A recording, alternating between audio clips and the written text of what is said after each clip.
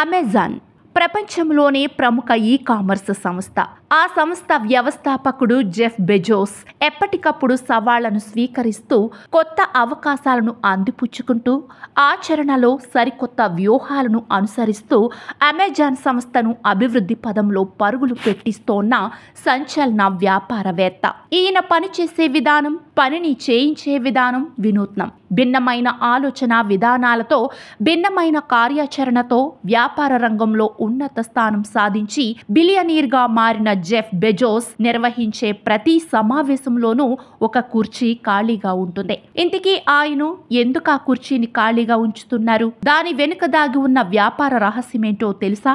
ఆ కుర్చీ కస్టమర్లను గుర్తు చేస్తుందట. ప్రతి మీటింగ్లోనూ తమ కస్టమర్లను గుర్తుకు తెచ్చుకుంటూ కస్టమర్ల పాయింట్ ఆఫ్ వ్యూలో తగు నిర్ణయాలు తీసుకోవాలనే ఉద్దేశంతోనే ఈ కుర్చీ ఖాళీగా ఉంచుతారట.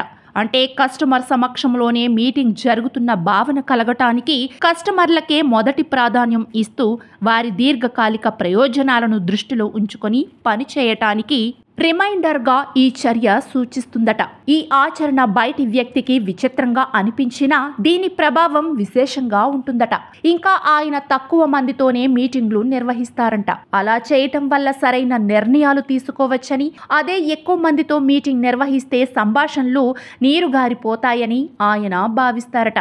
అందుకే కేవలం 6 నుంచి 8 మంది సభ్యులతోనే జెఫ్ మీటింగులు ఏర్పాటు చేస్తారంట. ఫోర్బ్స్ ప్రకారం $204.4 బిలియన్ సంపద కలిగిన బెజోస్ 1994లో సీటెల్లో ఓ చిన్న గ్యారేజ్లో స్థాపించిన ఓ ఆన్లైన్ పుస్తక దుకాణం నేడు $1.96 ట్రిలియన్ల వ్యాపారంగా మారిందంటేనే అర్థం అవుతోంది. ఆయన వ్యూహాలు ఎంత విశిష్టమైనవో, ఆయన విధానాలు ఎంత విలువైనవో. మేనేజ్మెంట్ మీటింగ్స్లో పవర్ పాయింట్ ప్రెజెంటేషన్స్ బెజోస్ నిషేధించారు. కేవలం బుల్లెట్ పాయింట్స్ లేదా మెమోలుగా సమాచారాన్ని తీసుకురావాలని, సమావేశంలో పాల్గొనేవారు మొదట అందుబాటులో ఉన్న అంశాల గురించి చదవాలని, ఇలా చేస్తే ప్రతి అంశం గురించి లోతుగా ఆలోచించడానికి హెల్ప్ అవుతుందని, నిశ్శబ్ద పఠనం ఏకాగ్రతను పెంచుతుందని, ఇతరుల ముందు మాట్లాడటానికి మొహమాట పడేవారు చర్చల్లో పాల్గొనేలా చేస్తుందని ఆయన చెప్తారు.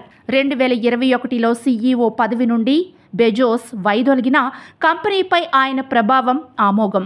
ఇప్పుడు ఆయన అమెజాన్కు EOగా విధులు నిర్వహిస్తున్నారు.